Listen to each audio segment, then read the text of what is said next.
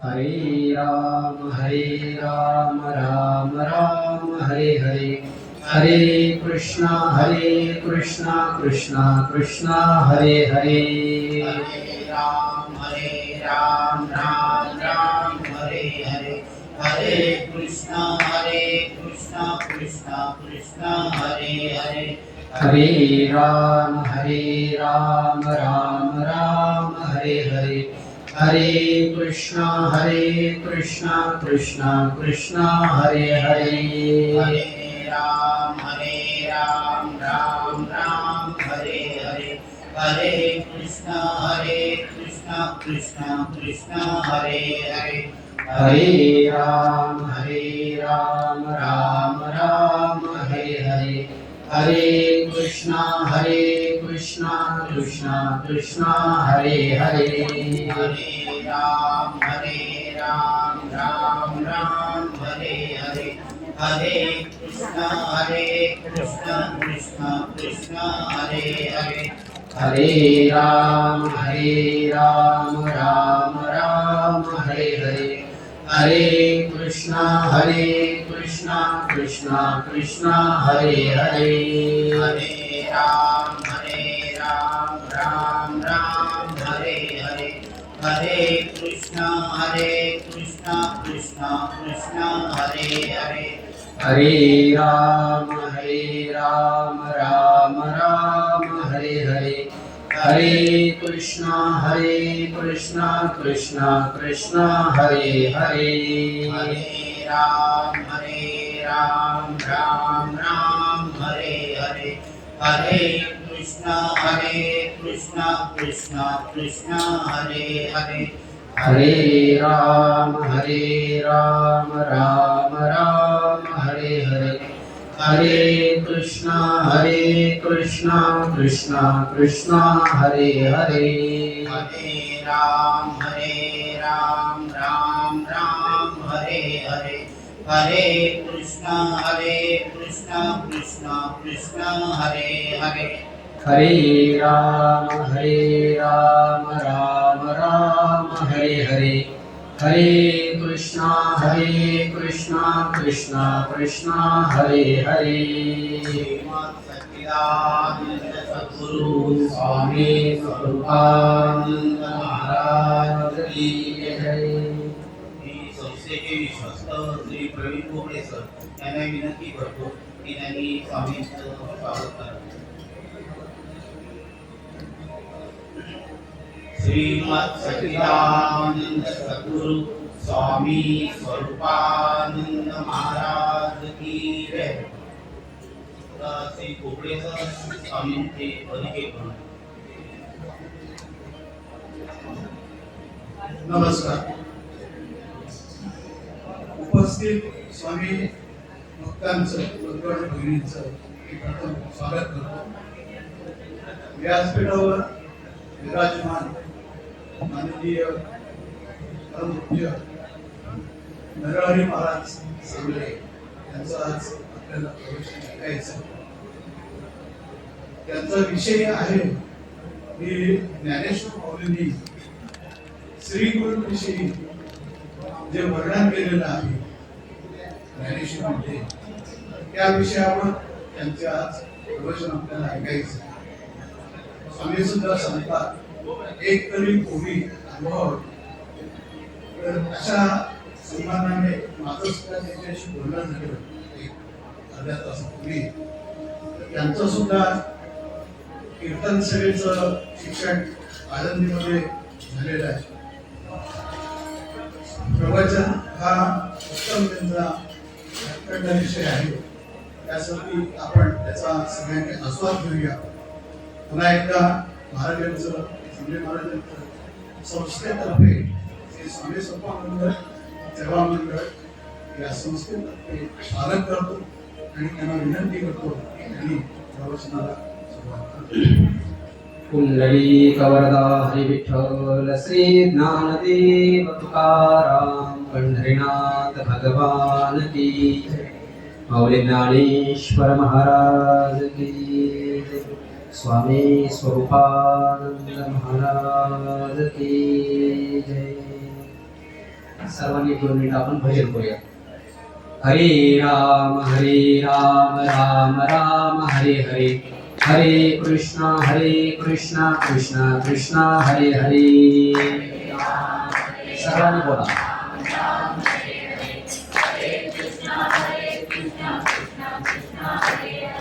हरे राम राम राम हरे हरे, हरे कृष्णा कृष्णा कृष्णा हरे हरे.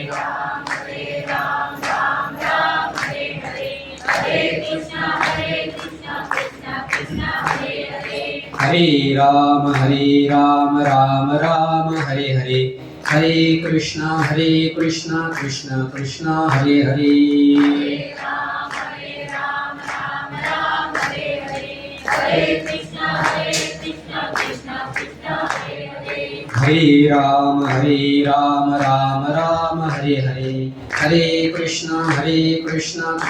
कृष्णा हरे हरे.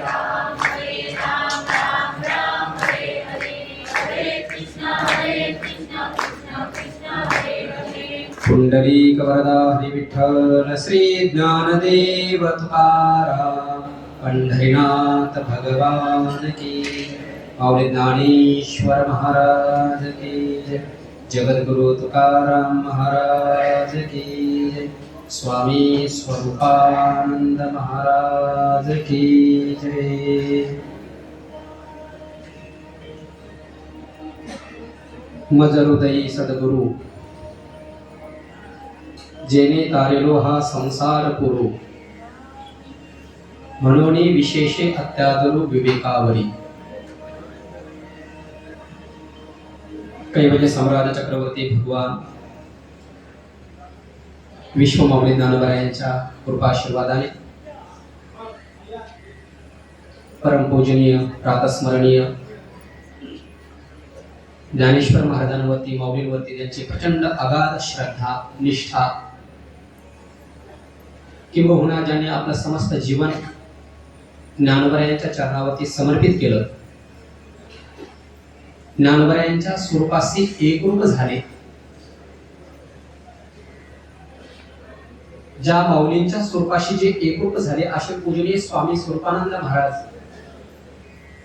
यांच्या या पवित्र समाधीस्थळी आज या गुरुपौर्णिमेच्या निमित्तानं स्वामी महाराजांचा अतिशय आवडीचा विषय ग्रंथराज ज्ञानेश्वरी. जसा व्यक्ती श्वास घेतल्याशिवाय जगू शकत नाही, श्वास हा माणसाचा प्राण आहे, तसा स्वामी महाराजांचा प्राण म्हणजे ग्रंथराज ज्ञानेश्वरी आहे. आणि त्या ज्ञानेश्वरीमध्ये विश्वमाऊली ज्ञानोबरायांनी आपल्या श्री गुरु निवृत्तीनाथ महाराजांचं जे काही वर्णन केलं, आज गुरुपौर्णिमा असल्यामुळे विश्व गुरु निवृत्तीनाथ महाराजांचा आपल्याला विचार करायचा आहे. अनेक विद्वान मंडळी आज गुरुपौर्णिमेच्या निमित्तानं आपल्या श्री गुरूंचं चरित्र सांगतात, चिंतन करतात, त्यांच्या जीवनातल्या काही आठवणी पाहतात. परंतु आज ज्ञानेश्वरीमध्ये माऊली ज्ञानोबराय आपल्या श्रीगुरूंचं कसं वर्णन करतात ते विचार आपल्याला पाहिजे. प्रथमतः माऊली म्हणतात, मी माझ्या श्रीगुरूंना कुठं ठेवलंय, आपल्या जीवनामध्ये गुरूंचं स्थान कुठे आहे हे फार महत्वाचं आहे. माऊली म्हणतात, मी माझ्या गुरूंना ठेवलंय, पण कुठे? मज हृदयी, मी माझ्या हृदयामध्ये श्रीगुरूंना ठेवलं.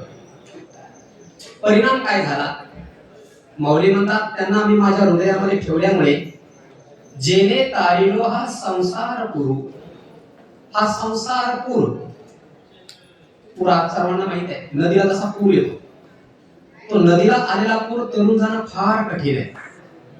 जर ज्ञानेश्वरीचं तुम्ही चिंतन करत असाल तर 7व्या अध्यायामध्ये दैवी हिशा गुणमयी या श्लोकावरती भाष्य करत असताना विश्वमाऊली ज्ञानोबरायांनी हा संसार सागर ही नदी कसा याला पूर येतो आणि त्याच्यातून तारणारे श्रीगुरु कसे आहेत याचा विचार 7व्या अध्यायामध्ये केलेला आहे. माऊली म्हणतात, मी माझ्या हृदयामध्ये श्रीगुरूंना ठेवल्यामुळे या पुरातून मी तरुण गेलो आता कोणता पूर आहे हा संसार पूर म्हणजे कोणता?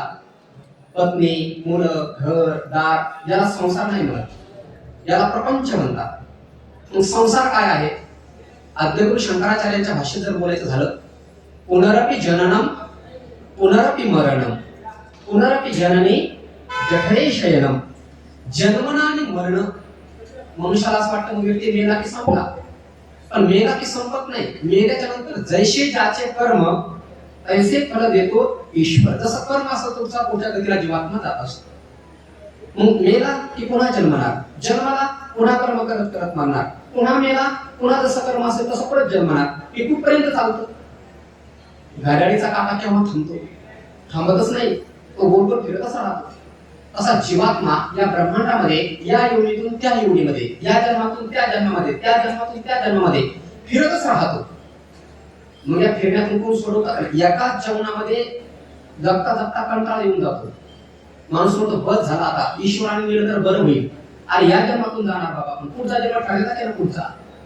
म्हणून ही जी जन्ममरणाची परंपरा आहे, या परंपरेतून सोडवणारे फक्त श्रीगुरु आहे। म्हणून माऊली म्हणतात, मी माझ्या त्या श्रीगुरूंना माझ्या हृदयात ठेवलं, माझं हृदयही सद्गुरू। काय केलं त्या श्रीगुरूने? पैसे दिले का? धन दिलं का? नोकरी लावून दिली का? बंगला राहण्याकरता दिला का? त्यांच्या कृपेने तुझा संसार चांगला चालला का? माऊली म्हणजे असलं नाशमान माझ्या गुरुनी मला दिलं नाही। काय दिलं? जेणे तारिलो हा संसार को, या संसार पुरातून, या जन्म मरणाच्या कचाट्यातून, या दुःखातून मला गुरुने माझ्या पलीकडे नेलं। पण कसं नेलं? गुरु पलीकडे नेता कसं नेतात? म्हणजे ज्ञान देऊन ते पलीकडे घेऊन जातात। सोहम त्याचा अर्थ काय? संस्कृत शब्द आहे ते सह शब्द आहे, सह मूळ शब्द आहे तप। त्या तप शब्द हे सर्वनाम आहे।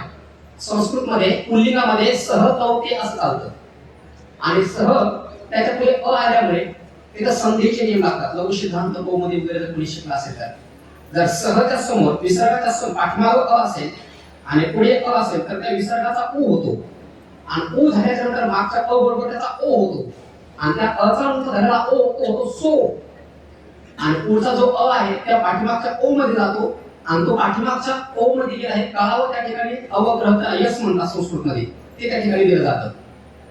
त्या मूळ शब्दाचा अर्थ होतो सह अहम। सह म्हणजे तो, आणि अहम म्हणजे मी। तो मी, कोण मी? तो म्हणजे कोण?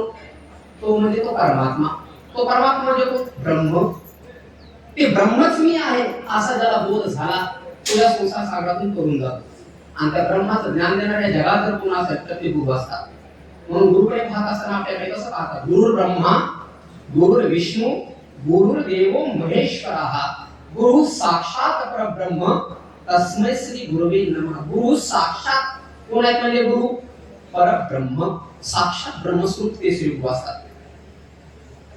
जसा आता आपला हा जो देह आहे हा हाडामांसाचा आहे, प्रत्येकाचा सप्तधातूय देहामध्ये आहे। पण गुरुकडे पाहत असताना जो साधक असतो ना, तो हा हाडामांसाचा पुत्र आहे या दृष्टीने तो पाहत नाही गुरुकडे। गुरु साक्षात, माऊलीच्या भाषेत बोलू का, ते चालते ज्ञानाचे बिंब, तयाचे अवयव ते सुखाचे कोंब, एर माणूस पण ते भांब लौकिक भागू। तुम्ही मटकीला फुटलेले अंकुर पाहिले असते, वाटण्याला फुटलेले अंकुर तुम्ही पाहिले असते, कडधान्याला फुटलेले अंकुर तुम्ही पाहिले असते। पण ज्ञानोबा म्हणतात, माझे श्री गुरु निवृत्तीनाथ महाराज जे आहेत ते म्हणजे कसे? जसे धान्याला अंकुर फुटावेत तसं ब्रह्माला फुटलेले अंकुर म्हणजे माझे श्री गुरु निवृत्तीनाथ महाराज आहेत। ब्रह्माला फुटलेले अंकुर म्हणजे त्यांचे हात आहेत, ब्रह्माला फुटलेले अंकुर म्हणजे त्यांचे पाय आहेत, ब्रह्माला फुटलेले अंकुर म्हणजे त्यांच्या देहाचे अवयव आहेत। काय व्यापक बुद्धी आहे, काय कल्पना आहे माऊलींची बघा। माऊली आपल्या श्री गुरुकडे पाहत असताना हा एक हाडामांसाचा पुतळा आहे या भावनेतून पाहत नाही। माझे श्री गुरु साक्षात हे परब्रह्माची चालती बोलती मूर्ती आहे या भावनेतून आपल्या श्री गुरु निवृत्तीनाथ महाराजांकडे माऊली पाहतात। आणि ते पाहतात त्याचा अर्थ ते आपल्याला शिकवतात, जसं मी माझ्या गुरुला साक्षात ब्रह्मरूप पाहतो तसं तुम्ही सुद्धा तुमच्या गुरुकडे पाहत असताना साक्षात हे ब्रह्मस्वरूप आहेत असं तुम्ही पहा। म्हणून निवृत्तीनाथ महाराज कोण आहेत त्याचं वर्णन करत असताना अमृतानुभव नावाच्या ग्रंथामध्ये ज्ञानोबा वर्णन करतात, माझे श्री गुरु कोण आहेत? यदक्षरम मनाथेयम मानंदम मज केवलम श्रीमन निवृत्तीनाथ इति ख्यातम दैवतमाश्रये। याच्यामध्ये सगळी ब्रह्माची विशेषण सांगितलेली आहेत। परंतु आशी श्री गुरु जे आहेत ते कृपा कोणावरती करतात, कुणाला ज्ञान देतात, हा फार महत्त्वाचा मुद्दा आहे। ज्याच्या अंतःकरणातल्या संसाराच्या भोगाविषयी वासना संपल्या त्याला श्री गुरु ब्रह्मज्ञान देतात. वाक्य पुन्हा एकदा ऐका. ज्याच्या अंतःकरणातल्या संसाराच्या भोगाविषयीच्या वासना नष्ट झाल्या त्याला श्री गुरु ज्ञान देतात. पण आता प्रश्न असा उत्पन्न होतो, संसारातल्या भोगाविषयीच्या वासना माणसाच्या अंतःकरणातल्या संपतात का? प्रश्न असा उत्पन्न होतो. आद्यगुरु शंकराचार्य सांगतात, अंगम गलिकम फलितम मुंडम दर्शन विहीनम जातम तुंडम वृद्धो याति कृत्वा दंडम तदपिन मुंचती आशा पिंडम. आद्यगुरु शंकराचार्य सांगतात, शरीर जे आहे त्याची सगळी शक्ती निघून गेली, केस पांढरे झाले, दात पडून गेले, चालता येत नाही, हातामध्ये काठी घेतो, ती काठी सुद्धा नीट घेऊन चालता येत नाही, सगळं अंग थरथर कापतं. अशी सगळी शरीराची जीर्ण अवस्था झाली तरी सुद्धा अंतःकरणाच्या वासना संपत नाही. आणि जोपर्यंत वासना संपत नाही तोपर्यंत श्री गुरु ज्ञान देत नाही. मग आता अंतःकरणाच्या वासना जर संपवायच्या असतील तर काय करायचं? वासना कुठे उत्पन्न होतात? इच्छा कुठे उत्पन्न होतात? अपेक्षा कुठे उत्पन्न होतात? अंतःकरणामध्ये. मग त्या अंतःकरणाच्या वासना केव्हा शांत होतील आणि केव्हा गुरुची भेट होईल सांगता येत नाही. उदाहरण देऊन सांगतो. समुद्राच्या तीरावर राहणारे आपण लोक आहेत. एक व्यक्ती समुद्रावरती स्नान करण्याकरता गेला आणि आता तो कपडे काढून उभा राहिला. अर्धा तास झाला तरी तो उभाच आहे. पाऊण तास झाला, एक तास झाला, अंघोळ्याला तो जात नाहीये. त्याच्या मित्राने त्याला विचारला, अरे बाबा एक तास झालाय, तू अंघोळ्याला का जात नाही? तो म्हणला, मी आहे ना या समुद्राच्या लाटा केव्हा शांत होतात याची वाट मी पाहतो. आता त्या लाटा केव्हा शांत होतील? त्या लाटा शांत होत नसतात. तशा अंतःकरणाच्या वासना केव्हा शांत होतील? कधी वाट पाहणार तुम्ही? किती दिवस वाट पाहणार? मौली म्हणतात, अंतःकरणाच्या वासना ह्या कधी शांत होत नसतात, त्या कायमस्वरूपी तशाच राहत असतात. मग त्याला शांत करण्याकरता काय करायचं? श्री गुरुची मूर्ती आपल्या हृदयामध्ये ठेवायची. कारण जिथे श्री गुरुची मूर्ती विराजमान झाली त्या ठिकाणी इच्छा उत्पन्न होत नाही, अपेक्षा उत्पन्न होत नाही. म्हणजे कशी? गोस्वामी तुलसीदासजी सांगतात, जहा राम वहां नहीं काम और जहा काम वहां नहीं राम. जिथे अंतःकरणामध्ये काम असतो तिथे परमात्मा नसतो आणि जिथे परमात्मा असतो तिथे राम नसतो. त्याच्याच अंतःकरणामध्ये अपेक्षा उत्पन्न होऊ शकतात ज्याच्या अंतःकरणामध्ये राम नाहीये. मग आता प्रश्न असा उत्पन्न होतो, आम्ही हृदयामध्ये परमात्म्याला आमच्या श्रीगुरूला ठेवण्याचा प्रयत्न करतो, पण डोळे झाकून श्रीगुरूचं ध्यान करायला बसल्याच्या नंतर डोळ्यासमोर श्रीगुरू येतात, कांदे येतात, बटाटे येतात, आमच्या तुमच्या वस्तू येतात, आवडीची व्यक्ती येते, पदार्थ येतात. डोळे बंद केल्यानंतर दृष्टीसमोर श्रीगुरू येत नाही, नको ते पदार्थ आल्याशिवाय राहत नाही. ज्ञानेश्वर माऊली सांगतात, तुम्हाला जर तुमच्या हृदयामध्ये नित्य परमात्मा राहावा असं जर वाटत असेल तर मी तुम्हाला एक पूजा सांगतो. म्हणजे तशी पूजा श्री गुरूंची करा, तुमच्या हृदयामध्ये कायम परमात्मा राहील. उदाहरण सांगू, आपण हृदयामध्ये परमात्मा ठेवण्याचा प्रयत्न करतो पण आपल्या हृदयामध्ये परमात्मा राहत नाही. हनुमंतरायाच्या हृदयामध्ये परमात्मा ठेवण्याची गरज पडली नाही, हनुमंतरायाच्या हृदयामध्ये परमात्मा आपोआप येऊन राहतो. ज्ञानेश्वर माऊली सांगतात, कुणाच्या हृदयामध्ये परमात्मा राहतो? ज्ञानोबा वर्णन करतात. ज्ञानोबा म्हणतात, तयाचे चोखटे मानसी मी भूमी असे क्षेत्र संन्यासी जया निर्याती उपाशी वैराग्यला. आता पुष्कळ मोठा विचार आहे हा, मग थोडक्यामध्ये सांगतो. क्षेत्र संन्यास म्हणजे एखाद्या महापुरुषाने त्या गावाचा बाहेर जायचं नाही असा विचार केला आणि मरेपर्यंत त्या गावाच्या बाहेर जायचं नाही असा निश्चय करून तो संन्यास घेतला, त्याला क्षेत्र संन्यास म्हणतात. भगवान परमात्मा सांगतो, ज्याचं हृदय प्रसन्न झालं, ज्याचं मन निर्वासन झालं, त्या व्यक्तीच्या मनामध्ये एक क्षेत्र संन्यास गुण राहतो. आणि पुन्हा त्या व्यक्तीने मला कितीही बाहेर घालवण्याचा प्रयत्न केला तरी मी तिथून जात नाही. आता परवा पंढरपूरची वारी झाली, तिथे जनाबाई नावाची एक महिला होऊन गेली. माहिती असेल तुम्हाला, तिच्या गौऱ्या सुद्धा विठ्ठल विठ्ठल म्हणत होत्या. किती नामस्मरण केलं पहा गेले, एवढं नामस्मरण तिचा हात लागलेला गौऱ्या सुद्धा विठ्ठल विठ्ठल म्हणत होत्या. त्या जनाबाईकडे देव तिला भेटण्याकरता आला की ती जनाबाई देवाला शिव्या द्यायची. तिचा अभंग तुम्ही पाहून घ्या, तुमच्या लक्षात येईल. ती शिव्या द्यायची देवाला. देव म्हणला, जने मी तुझी वेणी खेळणे करतो, तुला कपडे धुवू लागतो, तुला भांडी घासू लागतो, तुला घरातले सगळे काम करू लागतो, तू मला शिव्या का देतेस? जनाबाईने सांगितलं, तुला जर माझ्या शिव्या आवडत नाही तर तू माझ्याकडे येत जाऊ नको. देवाने सांगितलं, जने तू दिलेल्या शिव्या सुद्धा मला गोड लागतात, म्हणून तुला जर माझ्या शिव्या आवडत नसतील तर मग जे सकाळी सकाळी विष्णू सहस्रनाम म्हणतात त्यांच्याकडे जा, जे तुझं भाकरा करतात त्यांच्याकडे जा, ते तुझं भजन करतात त्यांच्याकडे जा. देवाने सांगितलं ते लोक माझं विष्णू सहस्रनाम करतात, माझं भजन करतात, माझं नामस्मरण करतात, पण परमात्म्याला करता नाही कळत. ते लोकांना दाखवण्याकरता करतात की इतर घरातल्या लोकांना कळलं पाहिजे हे भाकरा करतात, घरातल्या लोकांना कळलं पाहिजे हे विष्णू सहस्रनाम म्हणतात. आणि ज्ञानेश्वर माऊली हरिपाठामध्ये स्पष्ट सांगतात, त्रिविनी संगमी नाना तीर्थे भ्रमी चित्त नाही नामी तरी ते व्यक्त अर्थात चित्त हे परमात्म्याच्या स्वरूपाशी रमलं पाहिजे आणि त्या चित्ताला परमात्मा स्वरूपाशी रमवायचं असेल त्या चित्तामध्ये मनामध्ये परमात्मा येऊन राहावं असं जर वाटत असेल तर ज्ञानोबाने म्हणतात तुम्ही एक पूजा करा. ती जर पूजा तुम्ही तुमच्या जीवनामध्ये केली तर तुमच्या हृदयातून तुमची भूक परत कधी बाहेर जाणार नाही. म्हणजे ती पूजा कोणती करायची? देवापुढे बसायचं 3-3, 4-4 तास पूजा करायची. ही पूजा वेगळी आहे. ही भौतिक पूजा झाली. पण आपल्या हृदयामध्ये श्री पूजा राहावी असं जर वाटत असेल तर ज्ञानोबाने पूजा सांगतात अध्याय क्रमांक 15. त्या 15व्या अध्यायामध्ये ज्ञानोबाने सांगतात श्री गुरूंची पूजा करा आणि ती पूजाही सांगतात आणि ती पूजा केल्याच्या नंतर त्या पूजा करण्याला काय फळ प्राप्त होतं तेही सांगतात. ज्ञानेश्वरी एक ग्रंथ असा आहे ज्याला कराला ना त्याला जीवनामध्ये काहीच कमी पडत नाही. एक वाक्य सांगून जातो ज्ञानेश्वरी सारखा श्रेष्ठ ग्रंथ या जगात दुसरा कोणता नाही. म्हणजे का नामामध्ये ग्रंथ श्रेष्ठ ज्ञानदेव. म्हणजे का बरं ज्ञानेश्वरी श्रेष्ठ? इतर ग्रंथ का श्रेष्ठ नाही? कारण इतर ग्रंथाचे लेखक कोण आहेत माहितीये का? 60-70 वर्षाच्या पुढे गेलेले महात्मे आहेत. आणि ज्ञानोबा ज्ञानेश्वरीला तेवढं वय किती? 16-15 वर्ष नुकतेच संपलेत आणि 16व्या वर्षात ते 2 महिने झाले. नुकतंच 16 वर्षात आरंभ झालाय.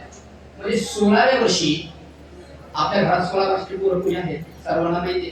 त्याला काय खावं याची तरी आपल्याला गाव, काय प्यावं, काय पाहावं, कुठं जावं, कसं राहावं, कुणासोबत कसं बोलावं. आणि माऊलीची दुखीपास 16व्या वर्षी माऊलीला 1 नाही 2 नाही 3 नाही तब्बल 56 भाषेत होत्या. किती? आता तुम्ही सगळे शिकलेले लोक आहात, देश विदेश फिरून लोक आलेले तुम्ही आहात. फार झालं तर एखाद्या व्यक्ती फारच प्रचंड बुद्धिमान असेल तर त्याला 3 किंवा 4 भाषा येऊ शकतात. त्याच्या पलीकडे नाही. पण माऊलींच्या वयाच्या 16व्या वर्षी 56 भाषा माऊलीला येतात. 56 आणि एवढ्या 56 भाषा माऊलीने या ज्ञानेश्वरीमध्ये एकत्रित आणल्या. म्हणून ज्ञानेश्वरी सारखा श्रेष्ठ ग्रंथ जगात दुसरा कोणताच नाही. तुम्ही एखादा संस्कृतचा ग्रंथ घ्या त्याच्या संस्कृत भाषाच असेल. एखादा हिंदीचा ग्रंथ घ्या त्याच्यात हिंदी भाषा असेल. एखादा इंग्रजीचा ग्रंथ घ्या त्याच्यामध्ये इंग्रजी भाषा असेल. पण एकमेव ज्ञानेश्वरी असा ग्रंथ याच्यात 56 भाषा एकत्रित आणलेले आहेत. म्हणून ज्ञानेश्वरी श्रेष्ठ ग्रंथ आहे. दुसरे एक वाक्य सांगतो श्रेष्ठ काय आहे? 2 कारण कळाली. वयाच्या 16व्या वर्षी लिहितात म्हणून श्रेष्ठ आहे. 56 भाषा एकत्रित आणतात म्हणून श्रेष्ठ आहे. आणि तिसरा मुद्दा मेलेल्या माणसाला जिवंत करून त्याच्याकडून लिहून घेतात म्हणून श्रेष्ठ आहे. मेलेल्या माणसाला जिवंत करून त्याच्याकडे ज्ञानेश्वरी लिहून घेतात माऊली. तर जिवंत माणसाने जर ज्ञानेश्वरी वाचली तर माऊली त्याला कुठे घेऊन जातील याची कल्पना करू तुम्ही कल्पना सुद्धा करू शकत नाही. मेलेल्या ज्ञानेश्वरीची शेवटची ओळी आहे शके 1212 करे ते टीका केली ज्ञानेश्वरी सच्चिदानंद बाबा आदरे लेखक झाला. आता तो इतिहास सांगण्याकरता माझ्याकडे वेळ नाही कारण मला गुरुचं महत्व सांगायचं आहे. ज्ञानेश्वरीवरती रात्रंदिवस जरी बोलत असलं तरी कमीच पडेल असा महान ग्रंथ आहे. मला श्रीगुरूचं महत्व सांगायचं म्हणून माझ्या जागेवरती येतो. ज्ञानेश्वर माऊली म्हणतात जर तुम्हाला जीवनामध्ये कायम आपल्या हृदयामध्ये श्रीगुरू राहावे असं वाटत असेल तर तुम्ही काय करा एक पूजा करा. पूजा कारण व्यक्ती देवाची पूजा करतो कशा करता? मनोकामना पूर्ण करण्याकरता.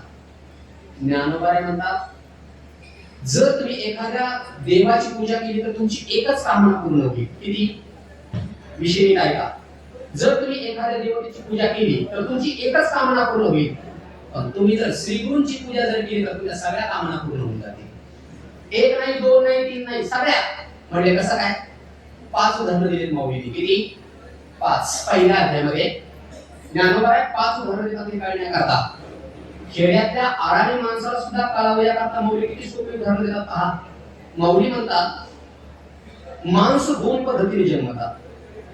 जे डोक्याकडनं काही जन्मतात काही पायाकडनं जन्मतात. आईच्या उदरातून येत असताना काही डोक्याकडनं बाहेर येतात काही पायाकडनं बाहेर येतात. जे पायाकडनं आईच्या उदरातून बाहेर आले त्यांना काय म्हणतात? पायाळू. आणि जे डोक्याकडनं बाहेर आले डोकाळू असं दे आपल्याला काही घेऊन नाही. पण माऊली म्हणतात जर पायाळू एखाद्या व्यक्ती जन्माला आणि त्याच्या डोळ्यात जर अंजन घातलं. आता ते अंजन कोणतं तुम्ही घालता ते नाही ती प्रक्रिया वेगळी आहे. ते अंजन कसं बनवायचं याचा क्लास मी पुण्यात चालू केलाय. सोडा. पण मौली म्हणतात ते अंजन जर पायाळू व्यक्तीच्या डोळ्यात जर घातलं तर त्याला जमिनीमध्ये कुठं धन लपून ठेवलं ते दिसतं. सदैव आणि पायाळा वरी दिव्यांजन होय डोळा मग देखे जैसे अवळीला पाताळ धने. मौली ज्ञानेश्वरीमध्ये येतात का पायाळू व्यक्तीच्या डोळ्यामध्ये जर अंजन घातलं तर जमिनीमध्ये पुरून ठेवलेलं जे धन असतं ते त्या व्यक्तीला दिसतं. आता पावसमध्ये दिसेल, काळोखीत दिसेल, अमेरिकेत दिसेल का भारतात दिसेल का ऑस्ट्रेलियात दिसेल, कुठं दिसेल. आता एका पायाळू व्यक्तीच्या डोळ्यामध्ये अंजन घातलं त्याला जगात कुठेही घेऊन जा, जिथं धन जमीन असेल तिथं दिसणार. म्हणून एक पायाळू व्यक्तीच्या डोळ्यामध्ये अंजन घातलं पण पृथ्वीमध्ये कुठेही धन असू द्या त्याला ते दिसतं. ज्ञानोबा म्हणतात तशी एका श्री गुरूची पूजा करा म्हणजे सगळ्या कामना पूर्ण होऊन जातात. किती सोपं उदाहरण दिलं माऊलीने पहा. पहिलं उदाहरण काही काही लोकांना हे कळायचं नाही, त्याकरता माऊलीने दुसरं उदाहरण दिलं. किती उदाहरण दिली? 5. मी एकच सांगितलं तुम्हाला. मग कोणी लोक म्हणतील एवढी उदाहरणं कशा करता लिहिता हो? एक उदाहरणामध्ये काम झालं असतं, 5 उदाहरणं. अरे त्याला अक्कल लागून सूचना करतात. एखादा सिद्धांत समजून सांगण्याकरता एक उदाहरण आपल्याला आठवत नाही. माऊली एक सिद्धांत समजून सांगण्याकरता 5, 10, 15, 20 उदाहरणं देतात. आता एक उदाहरण सिद्धांत काय सांगायचं आहे? श्री गुरूंची एका गुरुची पूजा करा तर सगळ्या कामना पूर्ण होऊन जातील. हे कळण्याकरता ज्ञानोबा 5 उदाहरण देतात. पहिलं उदाहरण कोणाचं दिलं? पायाळू व्यक्तीचं. नीट ऐका. दुसरं उदाहरण कोणाचं देतात पहा. चिंतामणी नावाचा एक मणी आहे. कोणता? तुम्ही बोलत चला. कोणता मणी आहे? चिंतामणी. त्या मण्याचं नावच काय आहे? चिंता मणी. म्हणजे त्या मण्याचं जर आपण पूजन जर केलं आणि जी तुम्ही इच्छा त्याच्या समोर प्रकट केली, जे चिंतन केलं ते सगळं चिंतन तुमचं पूर्ण होतं. जर तुम्ही त्याचं पूजन केलं, तुम्ही जर म्हणला मला एवढे पैसे पाहिजे लगेच देत होतो, तुम्ही जर म्हणला मला एवढे असे काम झालं पाहिजे लगेच होतं. मग आता एक चिंतामणीची पूजा केली, सगळ्या इच्छा पूर्ण झाल्या की नाही? ज्ञानेश्वर माऊली म्हणतात जसं एका चिंतामणीचं पूजन केल्यानंतर सगळ्या इच्छा तुमच्या पूर्ण होऊन जातात, तसा एक श्रीगुरूंचं जर तुम्ही पूजन केलं तर तुमच्या अंतःकरणातल्या सगळ्या कामना पूर्ण होऊन जातात. किती उदाहरणं झाले? 2. पण तुम्ही काही चिंतामणी कधी पाहिलाच नाही, मी पाहिला नाही, पण माऊली उदाहरणं देतात. मग माऊलींना असं वाटलं कदाचित लोकांना हे करायचं नाही. माऊलीने 3रं उदाहरण दिलं. तर आता 3रं उदाहरण ज्ञानोबा कोण देतात? आंब्याच्या झाडाचं. कोणत्या झाडाचं घ्या. समजा एक आंब्याचं झाड आहे, मी आंब्याचं झाड उदाहरण म्हणून घेतो.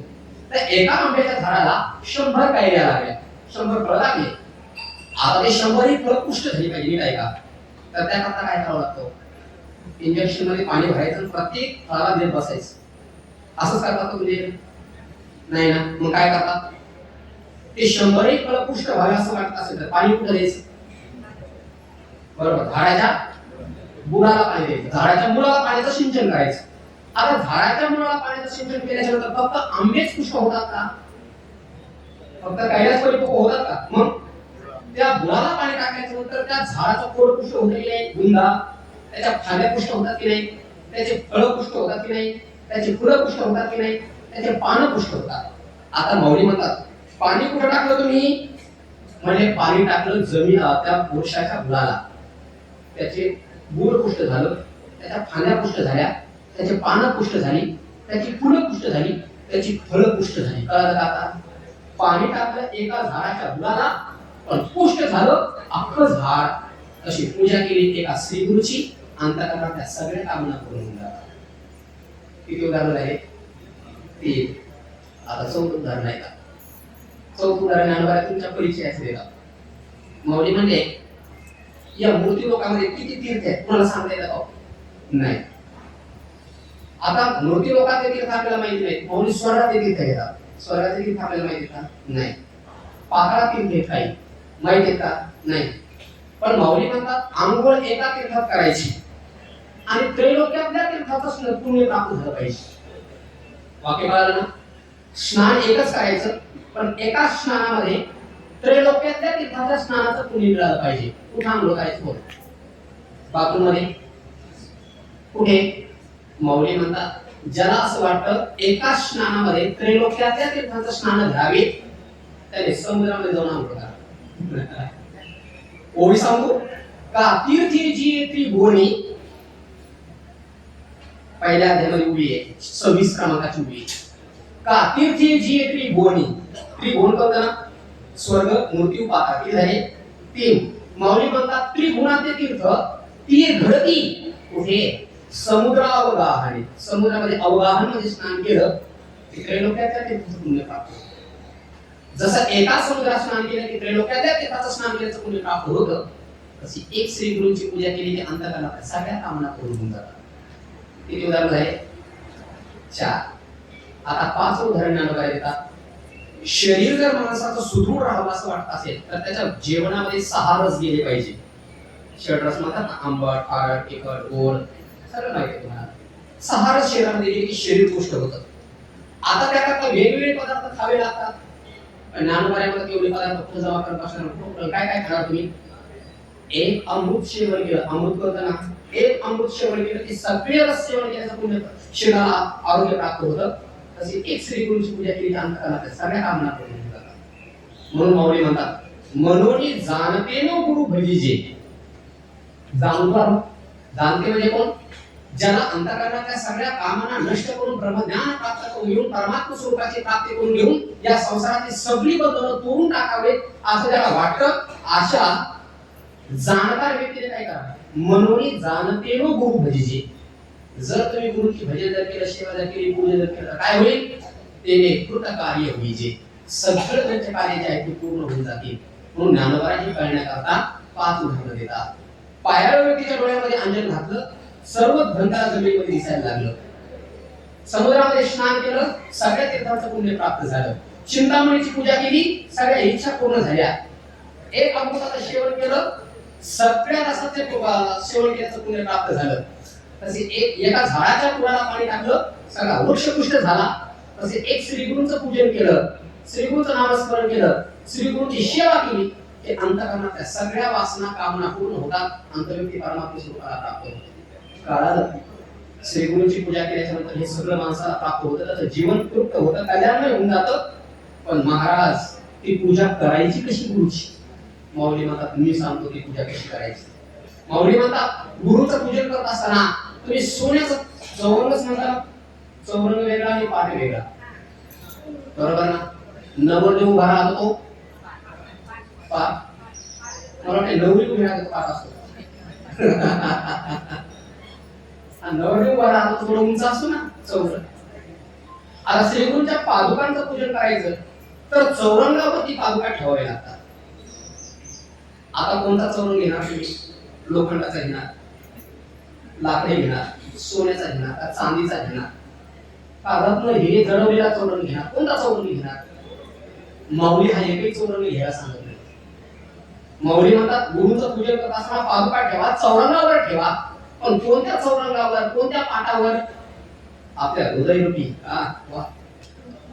म्हणून माऊली म्हणतात, तो ज्या हृदयामध्ये हा चौरंग ठेवायचा तो हृदय कसं असावं? आता हृदय ही आपुले चौफारुनिया भले वरी बैसव पाऊले श्री गुरूंची. 15व्या अध्यायामध्ये माऊलीने ही पूजा सांगितली, पहिली ओळी सांगितली तुम्हाला. आता माऊली म्हणतात, पूजा करत असताना आपल्या हृदयारूपी चौरंग आणि तोही चांगला स्वच्छ करून घ्यायचा. स्वच्छ का म्हणलं असेल? चौरंगच का घेतला असेल माऊली, दुसरं का नाही घेतलं? कारण हृदयामध्ये कोण कोण राहतो तुम्हाला माहिती का? हृदयामध्ये अंतःकरण. अंतःकरणाचे किती प्रकार होतात माहितीये? मन आहे ना तुम्हाला? मन तपासून पासा दिसतंय का? दिसतंय, हे दिसत नाही पण कार्य केल्याशिवाय राहत नाही. शरीराने प्रवचनात बसले पण मन कधी गाडीकडे जातं, कधी घरी जातं, कधी इकडे जातं, कधी तिकडे जातं, दिसत नाही ते मन. दुसरी आहे बुद्धी, आहे ना सर्व? मन, बुद्धी. तिसरं आहे चित्त आणि चौथी आहे अहंकार. किती झाले? मन, बुद्धी, चित्त आणि अहंकार झाले 4. माऊली म्हणतात, या 4 पायाच्या चौरंगावर आपले श्री गुलाब ठेवा. म्हणजे काय करा? तुमच्या मनात गुलाब ठेवा, तुमच्या बुद्धीत गुलाब ठेवा, तुमच्या चित्तात गुलाब ठेवा आणि तुमच्या अहंकारात सुद्धा गुश ठेवा. अहंकार सुद्धा माणसाला सौंदर्याचा, धनाचा, प्रतिष्ठेचा, पदाचा. माऊली म्हणतात, मी श्रीगुरूंचा दास आहे हा अहंकार माणसाच्या जीवनामध्ये असला पाहिजे. लोकांना उपाध्या आवडतात, पदव्या, नाव आपले. माऊलींना कोणती पदवी आवडते माहिती? प्रत्येक अध्यायाची शेवटी काय ज्ञानोबा काय म्हणतात?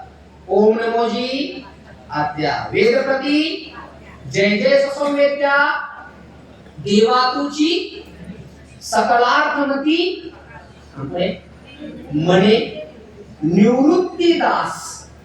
कोणाचे दास आहेत माऊली? निवृत्तीचे. निवृत्ती कोण आहेत? त्यांची गुरु. म्हणजे माऊलींना स्वतःला आपल्या गुरुचा दास म्हणून घेण्याची ही पदवी त्यांना आवडते. म्हणजे माऊली म्हणतात, मला जर बोलायचं असेल तर मला निवृत्ती दास नावाने आवाज द्या.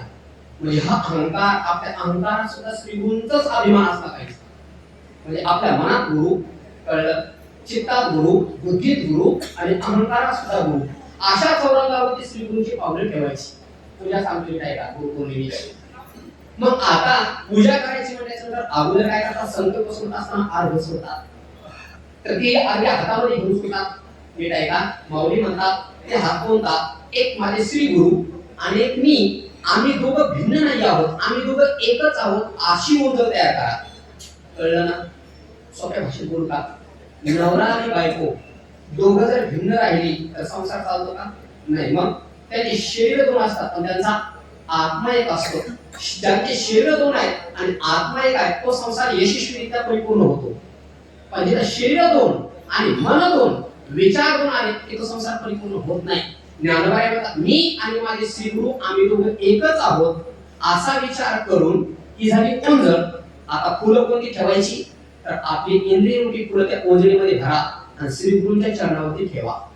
पूजा सांगतो मी काय का, म्हणजे इंद्रिय रूपी ही फुलं वगैरे ठेवणं हा भौतिक विषय झाला. पण माऊली म्हणतात तुम्हाला जर फुलं द्यायची असतील देवा गुरूंना तर कोणती फुलं द्या, आपली इंद्रिय, नेत्रेंद्रिय, श्रवणेंद्रिय, घ्राणेंद्रिय, रसनेंद्रिय. आता मला सांगा, माणूस पापामध्ये होतो केव्हा, डोळे बिघडले केव्हा. आता ते डोळे श्री गुरुला पाहून सोडून दुसरं कोणाला पाहायलाच तयार आहेत. पाप वासना उत्पन्न होईलच कशा. कान जर निंदा वगैरे आहे तर पाप उत्पन्न होतील, पण त्या कानाने आता तो श्री गुरुच्या वचनाशिवाय काय ऐकायलाच तयार नाही, कशाला पाप उत्पन्न होईल सांगा. म्हणजे ज्ञानोबा सांगतात तुम्हाला गुरुंना जर फुलं समर्पित करायची असतील तर तुमची इंद्रिय रूपी फुलं हे श्री गुरुला समर्पित करा. झाले. हृदय रूपी चौरंगावरती श्री गुरुची पावलं ठेवली.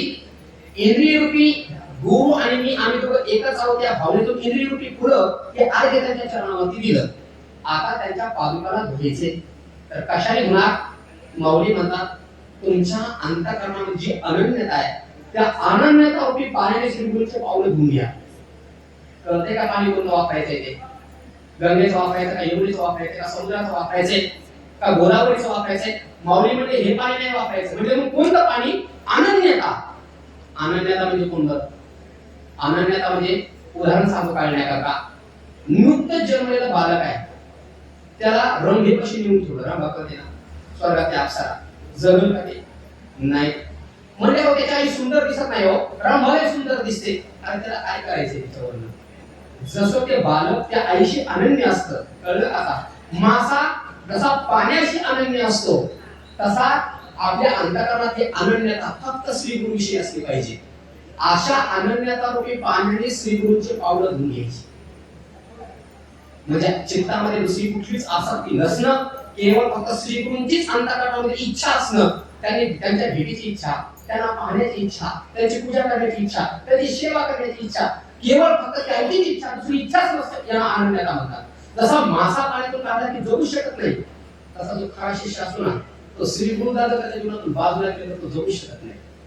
अजून एक सांगतात जी खरी पतिमत असते ना ती पतीशिवाय जगू शकत नाही, तसा जो खरा शिष्य असतो तो गुरुशिवाय जगू शकत नाही, त्याला अनन्यता म्हणतात. माऊली म्हणतात या अनन्यता रूपी पाण्याने आपल्या श्री गुरूची पावलं धुवून घ्या. आता चंदन लावायचं म्हणजे कोणतं चंदन लावता? माऊली म्हणजे अंतःकरणामध्ये ज्या वासना उत्पन्न होतात ना ते वासना रूपी चंदन श्री गुरूला लावा. म्हणजे काय? श्री गुरुच्या सेवे व्यतिरिक्त दुसऱ्या अंतःकरणामध्ये कुठली इच्छाच नसणं, अंतःकरणाच्या सगळ्या वासना श्री गुरुच्या चरणामध्ये समर्पित करणं, याला म्हणतात श्री गुरुला चंदन लावणे. म्हणजे आता मग पूजा झाल्याच्या नंतर श्री गुरुना कमळ समर्पित करावे लागेल, जसं मला दिलं. माऊली म्हणतात श्री गुरुना कमळ समर्पित करा. आपण कोणतं? नील कमळ करणार का लाल कमळ करणार का सफेद कमळ? कोणत्या रंगाचं कमळ श्री गुरुना समर्पित करायचं? माऊली म्हणजे एक सांगतोय का, ज्यांनी आपल्या हृदयामध्ये श्री गुरूंची पावलं ठेवली, ज्यांनी आपली इंद्रिय फुलं श्री गुरूंना समर्पित केली, ज्यांनी आपल्या जीवनाचे अनन्यता श्री गुरूला बनवलं, अंतःकरणाच्या वासना श्री गुरूला चंदन लावलं, त्या साधकाच्या जीवनामध्ये अष्टसात्विक भाव उत्पन्न होतात. तुम्ही पाहिलं असेल कधी कधी अष्टसात्विक भाव म्हणजे काही लोक श्री गुरूंच्या समोर गेल्याबरोबर त्यांचा अंग जास्त असं थरथर कापतं, त्यांच्या अंगावर त्याचा काटा उभा राहतो, सगळे रोमच उभे राहतात, आपोआप डोळ्यातून अश्रू वाहू लागतात, काही काळावरची आवश्यकता पडत नाही. कंठ जो असतो तो अवरोध होऊन जातो, बोलता येत नाही, कंठ दाबला जातो, डोळ्यातून अश्रू धारा वाहू लागतात. आणि अंग जे असतं त्याचं अंग, हे सगळं अंग असं थरथर कापतं. त्याला अष्टसात्विक भाव म्हणतात. ज्ञानोबा म्हणतात या अष्टसात्विक भावाचं हे 8 दळाचं कमळ हे श्रीगुरूंच्या चरणावरती समर्पित करा. हे झालं पूर्वी ते अष्टसात्विक भावाचं कमळ. म्हणजे श्रीगुरूंच्या पायामध्ये एक पैंजण घालायचं. जसं माता माऊल्या आपल्या पायामध्ये चेन घालतात, तसं श्रीगुरूंच्या चरणाच्या पायामध्ये चेन घालायची. म्हणजे कोणती चेन घालायची? माऊली म्हणजे आपल्या अंतःकरणाचे प्रेम असतं ना, ते प्रेमाचं पैंजण बनवायचं आणि ते श्रीगुरूंच्या पायामध्ये घालायचं. सोन्याचं पैंजण नाही घालायला सांगितलं, चांदीचं पैंजण नाही घालायला सांगितलं, लोखंडाचं नाही सांगितलं. माऊली म्हणतात आपल्या अंतःकरणामध्ये प्रेम. आता हे सांगण्याची गरज नाही तुम्हाला. आता हेही प्रेम कोणतं आहे? पती पत्नीचं प्रेम नाहीये हे. जसं आईचं आणि मुलाचं प्रेम असतं ना, हे शुद्ध प्रेम, तसं माऊली म्हणतात आपल्या अंतःकरणात गुरुविषयी जे शुद्ध प्रेम आहे, त्या शुद्ध प्रेमाचे पैंजण बनवा आणि श्रीगुरूंच्या पायामध्ये घाला. म्हणजे आता गुरूंच्या पायामध्ये जोडवे असतात, सौभाग्याचं देव, पायाच्या बोटामध्ये जोडवे. म्हणजे ते जोडवे कोणते घालायचे? ज्ञानोबा म्हणतात आपल्या अंतःकरणामध्ये जी आवड असते, कोणाला गुलाबजामुनची आवड असते, कोणाला कशाची तर कोणाची कशाची. माऊली म्हणतात श्रीगुरूंची आवड हीच कोणी जोडवे हे श्रीगुरूंच्या पायाच्या बोटामध्ये घालायची. म्हणजे मग आता श्रीगुरूंच्या पायाची पूजा झाली तर त्या पायामध्ये खडावा ठेवावा लागतील ना, चांदीच्या सोन्याच्या ठेवतात. माऊली म्हणतात कोणत्या खडावा ठेवायचा माहिती का? पायाखाली चपला. तर माऊली म्हणतात त्या चप्पल कोणती ठेवायची? चांदीची नाही, सोन्याची नाही, चामड्याची नाही, इतर दुसरी कोणतीच नाही. म्हणजे मग एका पायाखाली आपल्या देहाची चप्पल करून घालायची आणि दुसऱ्या पायाखाली माऊली म्हणतात माझ्या प्राणाची चप्पल करून घालायची. 2 पायाखाली ह्या 2 पादुका ठेवायच्या माऊली म्हणतात. काय कल्पना आहे पहा माऊलींची. एका पायाखाली देहाची चप्पल आणि एका पायाखाली प्राणांची चप्पल, अशा 2 चपला माऊली म्हणतात आमच्या श्रीगुरूच्या पायाच्या खाली आम्ही ठेवू. आता पूजा संपूर्ण झाली आणि चांगली पूजा जर झाली तर दृष्ट लागते की नाही? तुम्हाला माहित असेल दृष्ट लागलं काय काय होतं? कुणीकडे डोकं दुखतं, चमका मारतं डोकं. मग आता ती दृष्ट होऊ नये याकरता काय करतात? दृष्ट काढतात की नाही, त्याला लिंबोदर उतरणे म्हणतात. ते दृष्ट काढायची म्हणजे माऊली. आता अशी श्रीगुरूंची पूजा झाल्याच्या नंतर दृष्ट कोणती काढणार? माऊली म्हणजे हे बघा, श्रीगुरूंची पूजा झाल्याच्या नंतर त्यांना दृष्ट लागू नये याकरता या जगातले जेवढे सुख आहेत ते सगळे घ्यायचे, श्रीगुरूंच्या चरणावरून ओवाळायचे आणि फेकून द्यायचे. म्हणजे केवळ फक्त इहलोकातील सुख ओवाळून फेकून द्यायचे म्हणजे नाही. मग जर एखाद्याने चांगलं पुण्य केलं तर त्याला पूर्व प्राप्त होतो स्वर्ग. माऊली म्हणतात स्वर्गाचे सुद्धा सुख घ्यायचं, तेही श्रीगुरूंच्या चरणावरून ओवाळायचं आणि ते फेकून द्यायचं. म्हणजेच काय? ज्याला श्रीगुरूंची चांगली पूजा ज्याच्याकडनं घडली तो साधक या संसारातही सुखामध्ये रमत नाही आणि तो स्वर्गातही सुखामध्ये रमत नाही. त्याला केवळ फक्त श्रीगुरूच लागतात, बाकी दुसरं काहीच लागत नाही. म्हणून इहलोकातील सुख आणि परलोकातील सुख हे दोन्ही सुख पकडून श्रीगुरूंच्या पायावरून ओवाळून टाकून दिले याला लिंबोदर म्हणतात. पण माऊली म्हणजे ही सेवा कुणाला घडेल माहिती का? ही पूजा सांगणं सोपं आहे, ऐकणं सोपं आहे, कळणं सोपं आहे, पण अशी पूजा घडण्याकरता माऊली म्हणतात भाग्यवान लागतो. माऊलीने वर्णन केलंय इया श्री गुरुचरण सेवा होय पात्र दया दैवा. 15व्या धडे माऊली म्हणतात अशी ही श्री गुरुची पूजा एखाद्या विरळ्या दैववान भाग्यवान महापुरुषालाच प्राप्त होते. मग माऊलीला विचारलं माऊली ही पूजा केल्याच्या नंतर त्या पूजा करणाऱ्याला काय मिळतं? माऊली आता तुला सांगता येत होते त्याला काय काय मिळतं. आता ऐका, माऊली म्हणजे तो सकारार्थ मेळावा पाठवून आहे. पहिलं माऊली म्हणजे मी सांगितलेली पूजा ज्याच्या जीवनामध्ये घडली त्याला पहिल्यांदा धर्म, अर्थ, काम आणि मोक्ष त्याला काय म्हणतात? पुरुषार्थ म्हणतात. त्याला चतुर्पुरुषार्थ सांगितले वेदामध्ये. माऊली म्हणतात त्या 4ही पुरुषार्थ त्या साधकाला प्राप्त होतात.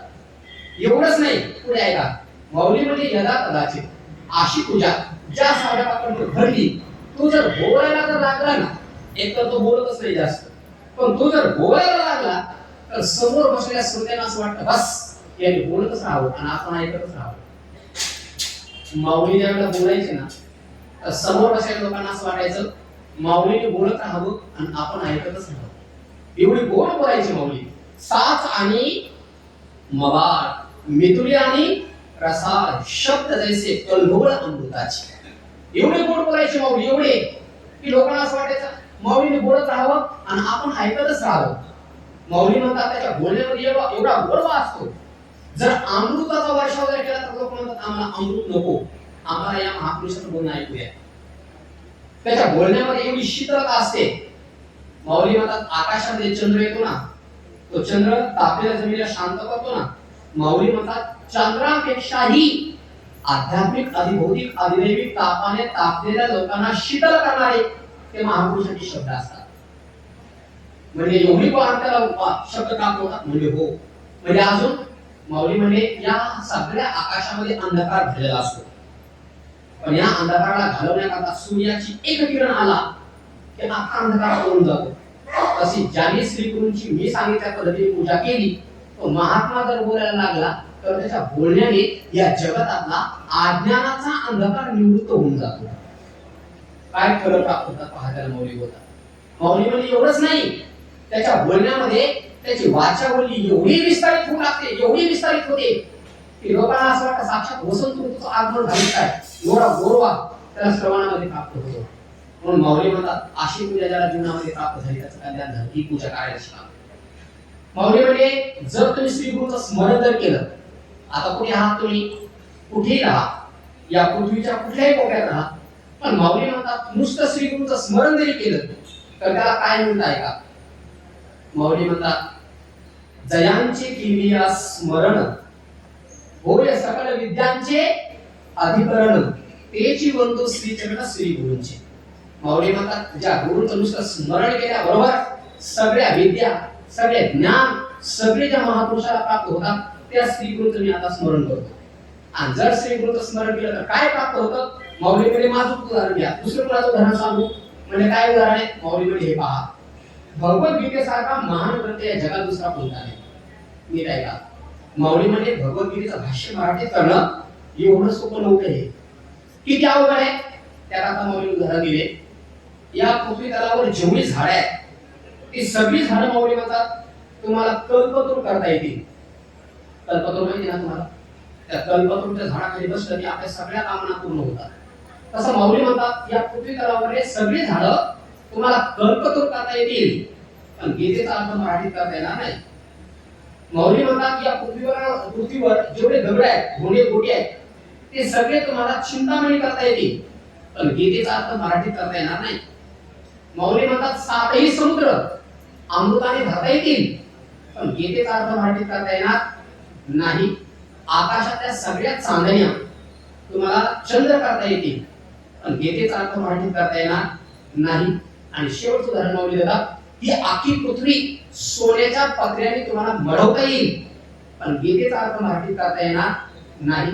मग माऊलीला विचारलं, माऊली एवढा गीतेचा अर्थ मराठीत करणं कठीण आहे तर तुम्ही केला कसं काय.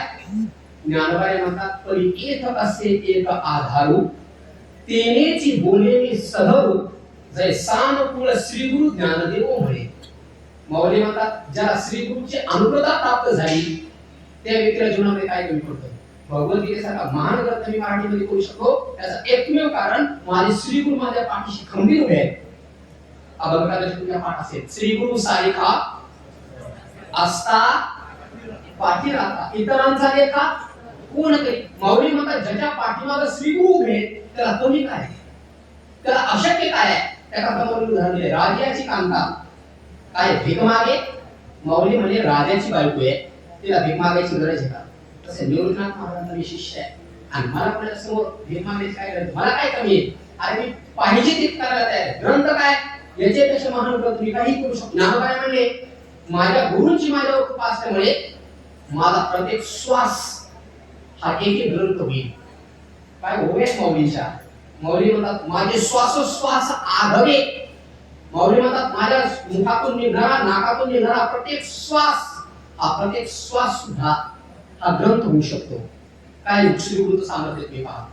माऊली म्हणजे ग्रंथ निर्माण करतील एवढं सामर्थ्य नाही म्हणजे त्यांचं. म्हणजे मग आकाशाला हा जो अवकाश प्राप्त झालं ते गुरुमुळे प्राप्त झालं. वाऱ्याला ही जी गती प्राप्त झाली, एका क्षणात वारा कुठे जातो, ही गती वाऱ्याला गुरुमुळे प्राप्त झाली. अग्नीच्या ठिकाणी जी दाहकता तेज नावाची शक्ती आहे, माऊली म्हणतात की गुरुमुळे त्याला प्राप्त झालेली आहे. जलाच्या ठिकाणी रस नावाचा जो रस आहे, माऊली म्हणतात तो माझ्या गुरुमुळे त्याला प्राप्त झाला. आणि पृथ्वीला क्षमा नावाचा गुण प्राप्त झाला, माऊली म्हणतात तो सुद्धा माझ्या गुरुमुळे त्यांना प्राप्त झाला आणि असे महान श्री गुरु माझ्या पाठीशी असल्यामुळे मला जीवनामध्ये आता काहीच कमी पडत नाही. मग जसे माऊली म्हणतात ज्याच्या माझ्या पाठीमागे श्री गुरु असल्यामुळे मला काही कमी पडत नाही, तसं जीवनामध्ये तुमच्या सगळ्या कामांना तुम्हाला पूर्ण करून घ्यायचं असतील तर याच्या त्याच्या चेहऱ्याकडे याच्या त्याच्याकडे न पाहता आपल्या श्री गुरुला शरण जा, आपल्या श्री गुरुला जीवन समर्पित करा. म्हणजे कसं समर्पित करायचं? ज्ञानोबांनी धरण दिलं तसे एखाद्या मुलीचं लग्न झाल्याच्या नंतर ती आपल्या पतीला जीवन समर्पित करते, गंगा जशी समुद्राला आपले जीवन समर्पित करते, हे ग्रंथ श्रुती जशी परमात्मा स्वरूपाला आपले शब्द समर्पित करते, तसं आपलं सर्व जीवन श्री गुरुला समर्पित केलं पाहिजे. आणि असे समर्पण त्याच्या श्री गुरुच्या विषयाच्या जीवनामध्ये झालं, माऊली म्हणतात त्याच्या मनामध्ये त्याचा देह कुठे असू द्या पण त्याच्या मनामध्ये फक्त श्री गुरु असतात. म्हणजे कसे? उदाहरण कसं देतात माऊली पहा. माऊली म्हणजे एखाद्या माऊलीचा म्हणजे एखाद्या महिलेचा पती कामानिमित्त विदेशात गेला, आता तिचा पती विदेशात आहे, ती घरी आहे, पण तिचं मनात कोण आहे? माऊली म्हणजे जसं तिच्या मनामध्ये केवळ फक्त आपला पतीच राहतो, पती सोडून तिच्या मनामध्ये दुसरं काहीच नसतं, तसा शिष्य जो खरा असतो ना त्याचा देह कुठे असू द्या त्याच्या मनामध्ये फक्त श्री गुरु असतात, बाकी दुसरं त्याच्या मनामध्ये कोणीच नसतं. आणि असा श्री गुरुना जो जीवन समर्पित करतो, गुरु थोडीशी त्याची परीक्षा घेतात आणि परीक्षेमध्ये उतरला की त्याला ज्ञान देऊन टाकतात. जगात जेवढं ज्ञान आहे ते सगळ्यात अगोदर हे ज्ञान कोणाकडे होतं माहितीये? भगवान शंकराकडे. भगवान शंकराने हे ज्ञान कोणाला दिलं माहितीये? मत्स्यनाथाला दिलं. मत्स्यनाथाने हे ज्ञान कोणाला दिलं? गोरक्षनाथाला. गोरक्षनाथाने कोणाला दिलं? गहिनीनाथाला. गहिनीनाथाने कोणाला दिलं? निवृत्तीनाथाला. आणि निवृत्तीनाथाने कोणाला दिलं? ज्ञानेश्वर माऊलीला. अगोदर तुमच्या पाठ असेल करायचे. आदिनाथ गुरु सगळ्या सिद्धांचा मत्स्यदयाचा मुख्य शिष्य. मत्स्यनाथाने बोधक गोरक्षाशी केला, गोरक्षेवाला गहिनी प्रती, गहिनी प्रसादे निवृत्ती दाता आणि ज्ञानदेवा सार सुजविले. माऊली म्हणतात की परंपरेने आलेलं ज्ञान माझ्या निवृत्तीनाथ महाराजांनी मला दिलं. आता एक पुढे ऐका. ज्यावेळेला हे शंकराने ज्ञान पहिल्यांदा दिलं कोणाला? मत्स्यराला नाही दिलं बरं, द्यायचं होतं हे ज्ञान पार्वतीला. कारण पार्वतीने एवढी सेवा केली, जो सेवा करणारा त्याला ज्ञान प्राप्त होत असतं. भगवान शंकर पार्वतीवर खुश झाले आणि भगवान शंकर म्हणजे पार्वती तू किती सेवा करतेस माझी. अगं मी एकदा समाधीमध्ये बसल्याच्या हजार वर्ष मी समाधीतून बाहेर येत नाही, तरी सुद्धा तू माझी सेवा करतेस. मी तुला कधी नेकलेस घेतला नाही, कधी पैठणी तुला घेतली नाही, कधी तुला राहण्याकरता चांगलं घर घातलं नाही, तुला मी कायम स्वरूपी भाषणामध्ये ठेवलं, तुला कुठला मी पदार्थ दिला नाही, तर तू तक्रार मात्र माझ्याकडे केली नाही. मी हजार वर्ष समाधीमध्ये राहिलो तरी तू माझी सेवा मात्र सोडली नाही. तुझ्यासारखी माझी सेवा करणाऱ्या जगात कोणी नाही. आता मी मात्र तुला तू मागशील द्यायला तयार हो. तुला काय पाहिजे? जो गुरुची सेवा करतो ना त्याला सगळं आपोआप प्राप्त होतं. पार्वतीने सांगितलं देवा जर तुम्हाला मला द्यायचं असेल तर नाशवान देऊ नका. म्हणजे मग काय पाहिजे सांग, तू मागशील द्यायला तयार आहे आता. म्हणजे हे बघा मला मरावं लागतं पार्वती म्हणते, पण तुम्ही मरत नाही. मी कधी सती रूपाने जन्मते, कधी पार्वती रूपाने जन्मते, मी मरते, मी नवीन देह धारण करते. नवीन देह धारण केल्यानंतर पुन्हा तुम्हाला पती म्हणून प्राप्त करण्याकरता मला किती तपश्चर्या करावी लागते. मी मरते पण तुम्ही मरत नाही. का मरत नाही? ज्यामुळे तुम्ही मरत नाही असं तुमच्याकडे जे आहे ते मला द्या. जर मी केल्याशिवाय तुम्ही खरे प्रसन्न असाल तर ज्यामुळे मी मरते पण तुम्ही मरत नाही असं जे तुमच्याकडे आहे ते मला द्या. भगवान शंकर म्हणजे पार्वती ज्यामुळे मी मरत नाही, जे माझ्याकडे आहे ते जर तुला पाहिजे असेल तर ते इथं देऊन जमणार नाही. म्हणजे मग एकांतामध्ये जाऊन ते ज्ञान मी तुला देणार. म्हणजे मग चला भगवान शंकराने कोणासोबत घेतलं नाही, एकट्या पार्वतीला घेऊन गेले. पण कुठे गेले? ज्ञानेश्वरी मध्ये 8व्या अध्यायात शेवटी माऊली सांगतात क्षीर सिंधू परिसरी शक्तीच्या कर्ण कोहरी. ज्ञानोबारामध्ये भगवान शंकर पार्वतीला घेऊन गेले. पण कुठे गेले? समुद्रात. आता भगवान शंकर पार्वतीला समुद्राचे ज्ञान देण्याकरता गेली. ही बातमी पाहिली भगवान विष्णूला आणि भगवान विष्णू विचार केला भगवान शंकर ज्ञान सांगायला लागले आणि ती पार्वती मात्र समुद्रामध्ये एकांतामध्ये गेले. हे ज्ञान आपल्याला ऐकायला मिळालं पाहिजे त्याकरता भगवान विष्णूने काय केलं माहिती का? समुद्रामध्ये कोण असतात? माशा. एका माशेच्या पोटामध्ये बुद्ध रूपाने जाऊन बसले. भगवान शंकर असताना बसले, समोर पार्वतीला बसवलं आणि सांगितलं पार्वती हे ज्ञान मी तुला सांगत असताना तू झोपायचं नाही, नाहीतर खरं ज्ञान जाऊ घरी लोकांना झोपाय पाप असतं. ते डोक्यावर येऊन बसले, ऐकू देत नाही माणसाला, सावली धरतो डोक्यावर, म्हणून त्या माणसाला झोप येते. ज्ञान आपण होत नाही. भगवान शंकर म्हणजे पार्वती तू झोपायचं नाहीस, पण तू झोपली नाहीस मला कसं काय कळणार? कारण मी हे ज्ञान सांगत असताना तुझ्या चेहऱ्याकडे कोण नाही सांगणार, मी डोळे बंद करून सांगणार. पण तू झोपली नाही मला कसं काय कळणार, तुम्ही काय करायचं? भगवान शंकर म्हणजे हे ज्ञान मी सांगत असताना तू जागी आहेस हे मला कळावं याकरता मला तू करत जा. लहानपणी आधी गोष्ट सांगितली असेल तुम्हाला, तेव्हा तुम्ही कशा करायच्या? आजी आपली सांगायची एक होती म्हातारी तिला लहानपणीच करून गेली म्हातारी होती, तिला लहानपणी कसं काय गेली? चला विरोधात भाग सोडा, त्याला हुंकार देणे म्हणतात. भगवान शंकराने सांगितलं पार्वती तू हुंकार द्यायचा, म्हणजे हो ठीक आहे. भगवान शंकराने डोळे बंद केले, ज्ञान सांगायला सुरुवात केली. म्हणून तुम्ही जगातले जेवढे काही ज्ञान आहे ते व्याकरण असू द्या, वेद असू द्या, उपनिषद असू द्या, नृत्य असू द्या, गायन वादन कोणतंही, हे सगळे ज्ञान भगवान शंकरापासून आलेले आहे. भगवान शंकराने हे ज्ञान सांगायला सुरुवात केली. थोडा वेळ झाला आणि पार्वतीला स्त्री स्वभाव झोप आली, झोपली. पण माशाच्या पोटात असणारे भगवान विष्णूने विचार केला, आता जर पार्वती मातेचा हुंकार देणं जर बंद पडलं तर हे ज्ञान आपल्याला प्राप्त होणार नाही. मग त्या माशाच्या पोटातल्या भगवान विष्णूने पार्वतीचा आवाज काढला आणि ते मला उभं करायला लागले. सगळं ज्ञान सांगून झालं आणि पूर्ण झाल्यावर कुंडली किंवा विठ्ठल म्हणतो की नाही, असं भगवान शंकराने सगळं झाल्यानंतर मोठ्याने ज्यावेळेला गजर केला त्यावेळेला पार्वतीने डोळे उघडले, डोळे सोडले आणि विचारलं देवा मी इथपर्यंत ऐकलं, तिथून पुढे काय झालं? भगवान शंकर म्हणजे मग हुंकार कोण देत होतं? म्हणजे मी तर झोपली होती, मला नाही माहिती. इकडे तिकडे पाहिलं, भगवान विष्णूच्या लक्षात आला आता आपण चोरून ऐकले. भगवान शंकर तापले काय करणार, तिसरा डोळा उघडला संपलं. म्हणून भगवान शंकर विष्णू त्या माशाच्या पोटातून पळायला लागले, वेगळे आले. भगवान विष्णू शंकरांना राग आला, चोरून ऐकलं म्हणजे समोर येऊन जर ऐकलं असं मी काय नको म्हणलो असतो का? पण चोरून ऐकलं ना, समोर त्रिशूळ होता, उचलात पेटून मारला. आता तो भगवान विष्णूने हुकवला मत्स्य रूपामध्ये, पण कान मात्र फाडला. मग तुम्ही अजूनही नाथ संप्रदायामध्ये दीक्षा देत असताना कान फाडतात, त्याला कान फाडे संप्रदाय म्हणतात. म्हणून सगळे जे काही नाथ आहेत, मत्स्यनाथाचा कान फाडलेला आहे, गोरक्षनाथची सगळी परंपरा आहे, ही त्याची कुणी आहे सगळी. भगवान शंकरापासून ज्ञानाला मत्स्यनाथाने दिलं, गोरक्षाने दिलं, गहिनाथाने दिलं, निवृत्तीनाथला, निवृत्तीनाथ माऊली दिलं ज्ञानेश्वर माऊलीला. आणि माऊलीने मात्र हे ज्ञान काय केलं? अख्ख्या जगाला वाटून दिलं, अख्ख्या जगाला. मग ते मला माऊलीच्या अगोदर या जगात ज्ञान नव्हतं का? होतं, पण ते संस्कृत भाषेमध्ये होतं, कोणालाच कळत नव्हतं. मग माऊलीने काय केलं? संस्कृत भाषेमध्ये लोकलेलं ज्ञान मराठी भाषेमध्ये लोकांना दिलं. म्हणून वर्णन कसं केलं?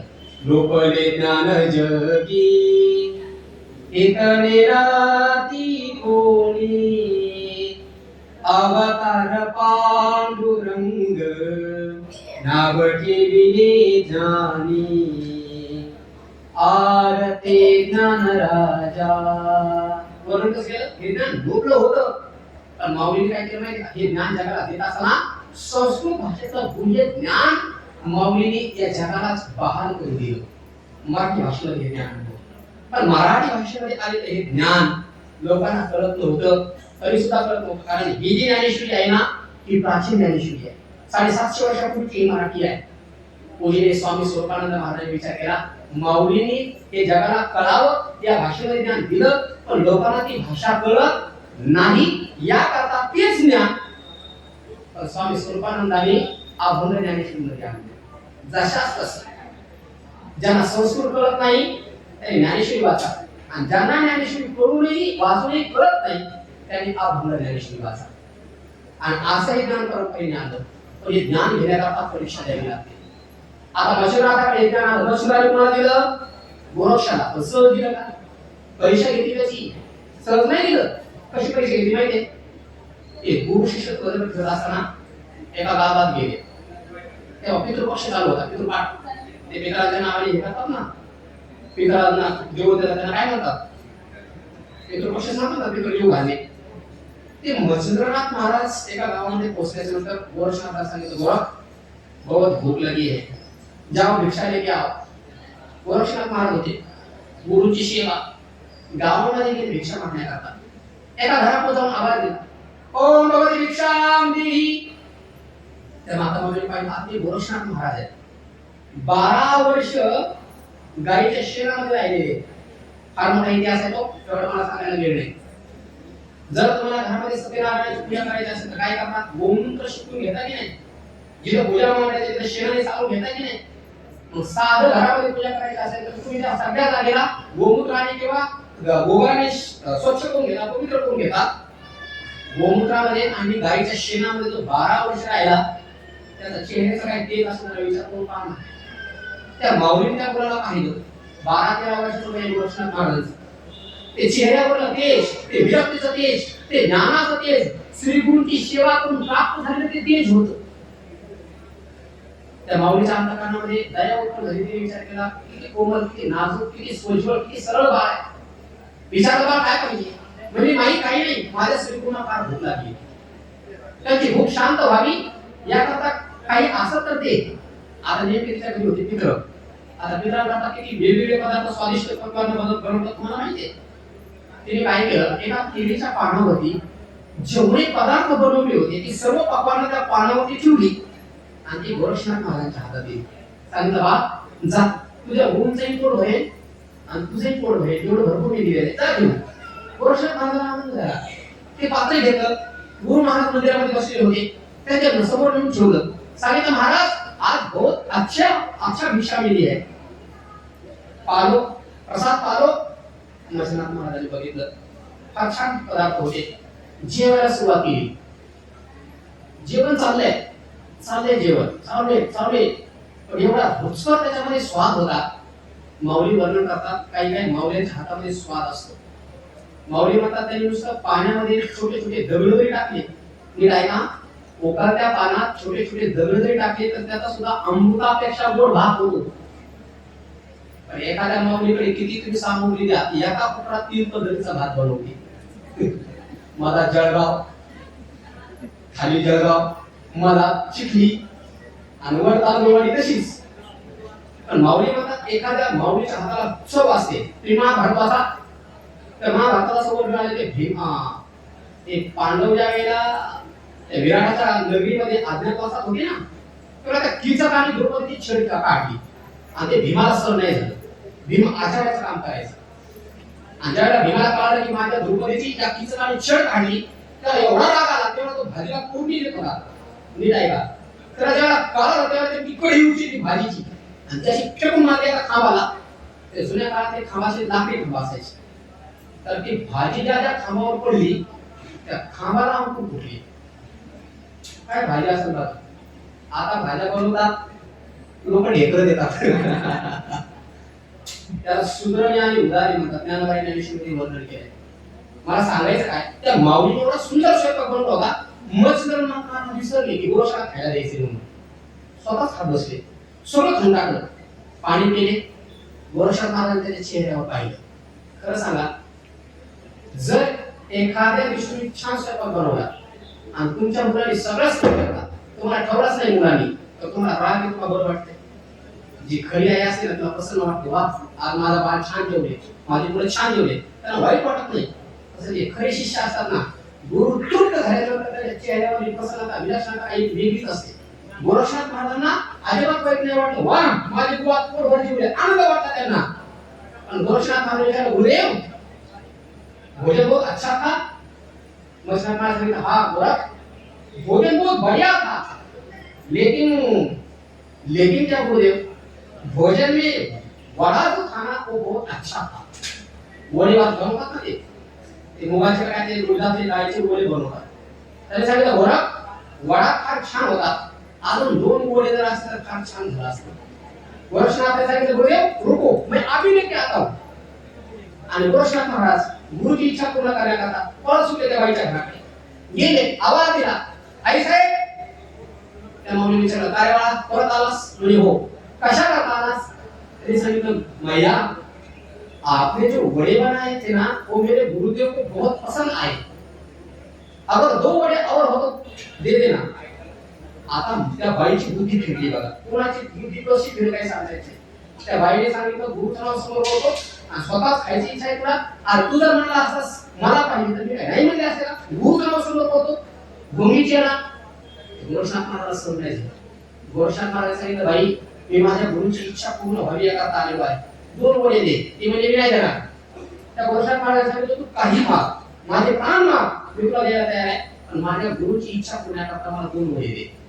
म्हणजे खरा शिष्य बघा, गुरुची इच्छा तृप्त करण्याकरता आपले प्राण देण्याकरता सुद्धा तयार. त्याने सांगितलं एवढंच तू गुरुवरती प्रेम करतो तर मग एक काम कर, तुझा एक डोळा काढून मला दे. डोळा दे मी तुला वडे देते. दुट्टी चेष्टा करत होती. पण हे गोरक्षनाथ महाराज गुरुवरती श्रद्धा होती. ऐसा जाच गुरु परमात्मा परेशु, ऐसा ज्याचा दृढ विश्वास. गुरुची इच्छा तृप्ती व्हावी करता ती बाई म्हणली डोळा काढून दे मी तुला वडा देते. एका क्षणाचा विलंब न लावता लगेच डोळ्यामध्ये करंगळी घातली, नाकाने डोळा काढला आणि सांगितलं माऊली हे घे दे वडे. घाबरली बाई. त्याने सांगितलं अरे बाळा मी शिक्षा केली होती आणि तू खरंच डोळा काढला आणि मला द्यायला लागलास. त्याने सांगितलं वडे पहिल्यांदा हा डोळा घेऊन टाक. तिच्या लक्षात आलं आता जर गावातल्या लोकांना कळालं, माझ्या पतीला जर कळालं तर संसाराची राख रांगोळी होईल. तिने सांगितलं हे वडे घे आणि हा डोळा घे ढोकळीतून गायब हो. तर माझ्या पतीला कळलं तर माझ्या संसारात नाश होईल सगळा. गोरक्षनाथ महाराज ते वडे घेतले, डोळा घेतला निघाले. पण रस्त्यात जात असताना विचार केला आपल्या गुरुने जर आपला फुटका डोळा पाहिला तर ते वडे खाणार नाही. मग त्याने काय केलं माहिती का, तो डोळा जो होता पळसाच्या पानामध्ये हे करून खिशामध्ये ठेवला आणि जे रुमाल असतो त्याने आपला डोळा बांधला, चेहरा बांधला, अर्धा चेहरा बांधला आणि गुरुच्या समोर गेले ते वडे ठेवले. सांगितलं गुरुदेव प्रसाद पालो पहिले वडे आहे खाव. गुरु महाराजांनी पाहिलं चेहऱ्याकडे, अर्धा चेहरा बांधलेला. एक लक्षात ठेवा या जगामध्ये सगळे लोक तुमच्यावर प्रेम करताना दिसतील. काही लोक तुमच्या सौंदर्यावर प्रेम करतील तर काही लोक तुमच्या धनावर प्रेम करतील. सौंदर्यावरती प्रेम करणारे लोक तुमचं सौंदर्य संपलं की तुम्हाला विचारणार नाही आणि तुमच्या धनावरती प्रेम करणारे लोक तुमचं धन संपलं की तुम्हाला विचारणार नाही. या जगातली सगळी लोक एक तुमच्या सौंदर्यावर किंवा तुमच्या धनावर प्रेम करतात, पण आपल्यावरती प्रेम करणारे फक्त श्रीकृष्ण असतात, बाकी कोण नसतं. ते क्षणिक प्रेम करणारे लोक असतात. पण एकदा जर गुरुनी करंगळीला पकडलं ना तर ते करंगळी पकडता पकडता हात पकडतात, हात पकडता पकडता हाताला पकडतात, मनगट पकडतात आणि मनगटाला पकडून काढून आपल्या स्वरूपामध्ये घेऊन जातात. एवढं प्रेम करणारे जगाच्या पाठीवर फक्त श्रीकृष्ण असतात. मर्षनाथ महाराजांनी गोरक्षनाथकडे पाहिलं, सांगितलं बा तुझ्या चेहऱ्याला काय झालं? म्हणजे काय नाही बोलले, वेगाने अवघड असल्याने तुम्हाला गोडे खाऊ घालायचे म्हणून वेगाने येत असताना एक झाडाची फांदी रस्त्यामध्ये होती, मी पाहिली नाही. वेगाने पडत असताना झाडाच्या फांदीचा पाला तो माझ्या डोळ्याला लागला आणि माझा डोळा लाल झाला. आणि हा लाल झालेला डोळा कदाचित तुम्ही पाहिल्याच्या नंतर तुम्हाला किळस वाटेल आणि भोजन करत असताना जर ती किळस तुम्हाला निर्माण झाली तर तुम्ही भोजन करायचे नाही, वडे खायचे नाही. एक हात बांधून ठेवला, काय नाही खा. त्याने सांगितलं नाही मला सोडून दाखव. त्याने सांगितलं नाही गुरुदेव अगर खा दाखवू तो सोडून. त्याला असं वाटायचं मला भोगलेला डोळा जर पाहिला तर गुरु जेवायचे नाही. काय गुरुवरती प्रेम आहे, काय श्रद्धा आहे. पण गुरु ते गुरुच असतात.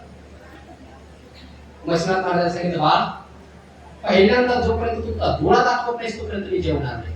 पहिल्यांदा सोडून दाखव. नावेळा झाला सोडलं, डोळा नव्हता फक्त पोकळी होती. विचारलं डोळा काय झाला, घडलेला सगळा प्रकार सांगितला. ते मर्षनाथ महाराज होते, ते काही सामान्य नव्हते. त्यांनी सांगितलं काय और आप किती राहते खिशातून काढले. सांगितलं घ्या. गुरु महाराजांनी घेतला. आता पुढे पाहू. हातामध्ये तो डोळा घेतला, गोरक्षनाथ महाराजांच्या डोळ्याला तो डोळा लावला आणि जे हात फिरवला चमत्कार घडला. आता पूर्वी ही दृष्टी होती पण पूर्वीच्या दृष्टीने हे जगत दिसत होतं. ही स्त्री, हा पुरुष, हे मंदिर, हे घर, हे दार, हे वृक्ष, ही विहिरी भेद दिसत होता. पण ज्यावेळेला श्री गुरुनी डोळा लावला, हात फिरवला त्यावेळेला अशी दृष्टी प्राप्त झाली की जगतामध्ये जिकडं तिकडे चैतन्य चैतन्य दिसायला लागलं. सर्वा घटी राम देहादेही एक सूर्यप्रकाशक सहस्त्र रश्मी. स्त्रियांकडे पाहिलं तरी परमात्माच. वृक्षवल्ल्या मा सोयरे वनचरे पक्षी सुस्वरे आळविती. म्हणून एवढं महान ज्ञान देणारे हे मर्षनाथ महाराज, ही गोरक्षनाथ महाराज, ही परंपरा, ही सगळी ज्ञानाची परंपरा माऊलीपर्यंत आणि माऊलीपासून आजच्या जगामध्ये विस्तरित परंपरा झाली.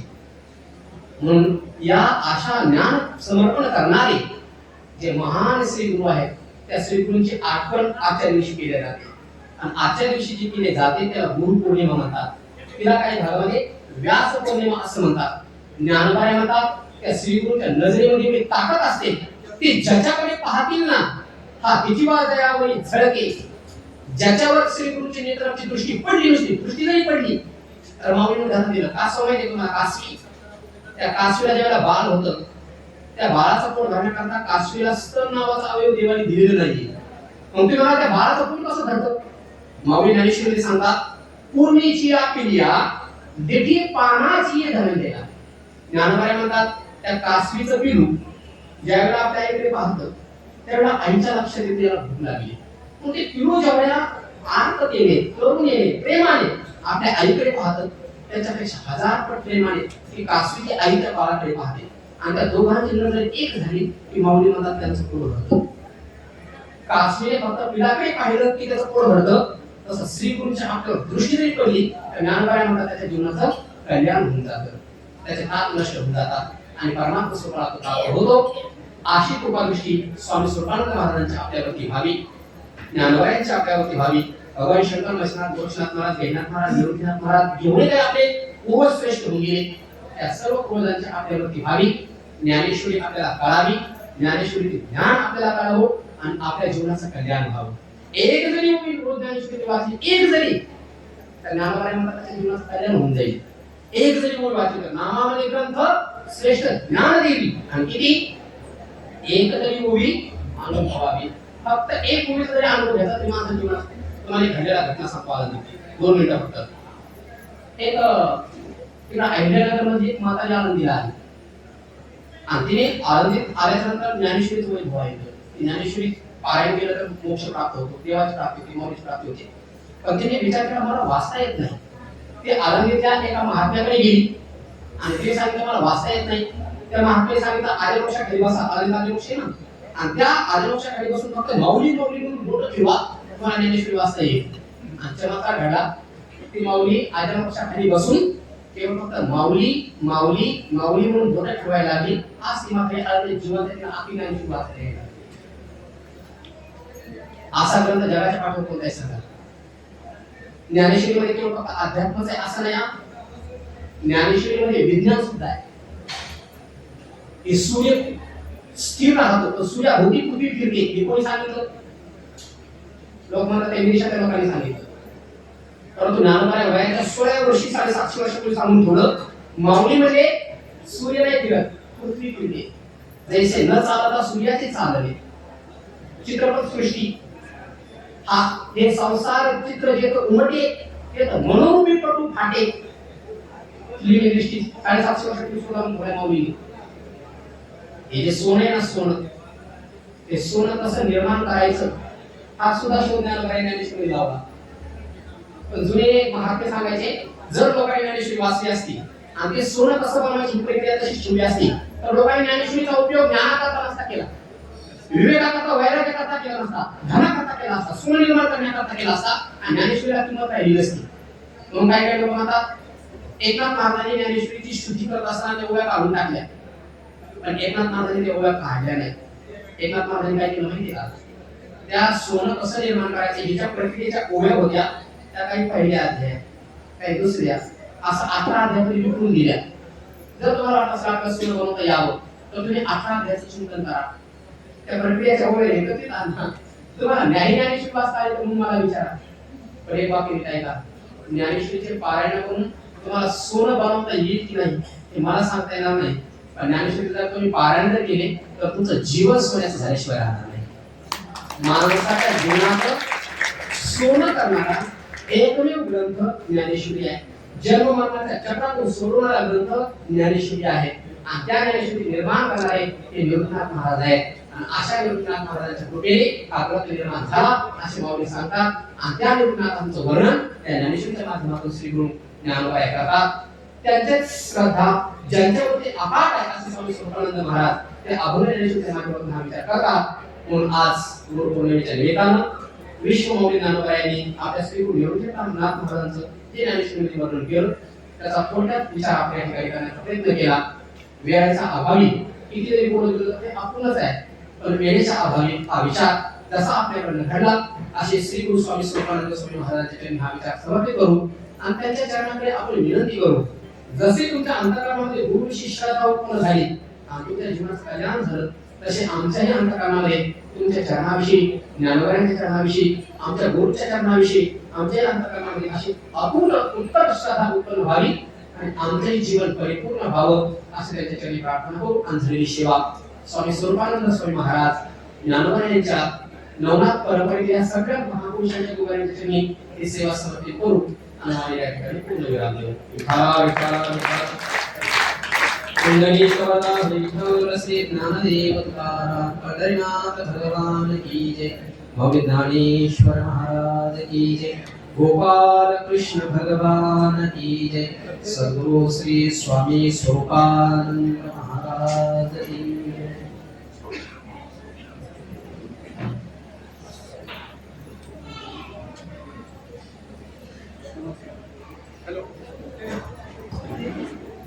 हॅलो.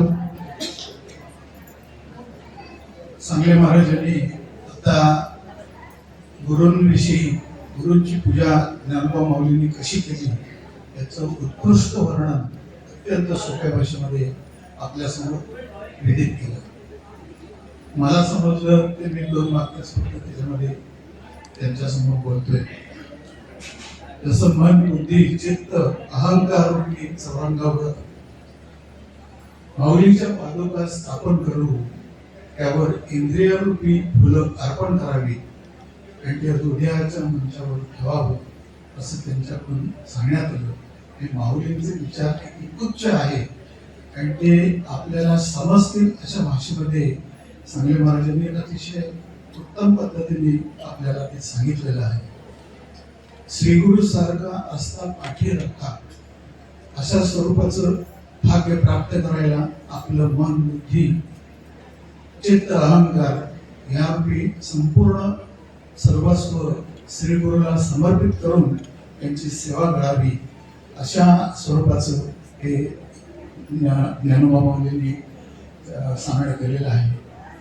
आता सांगले महाराजांनी आपल्या समोर जे काही त्यांचं प्रवचन केलं तर स्वामी स्वरूपानंद देवस्थानच्या वतीने मी आमचे ट्रस्टी श्री शरद कदम आणि सरफरे साहेब यांना विनंती करतो की त्यांनी सांगले महाराजांचा सन्मान करावा.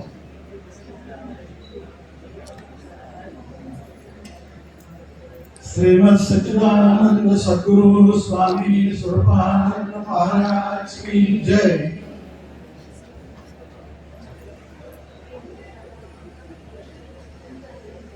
श्रीमद सच्चिदानंद सद्गुरु स्वामी स्वरूपानंद महाराज की जय. आता आरती होईल, त्यानंतर दर्शन घेऊन महाप्रसाद घेऊ.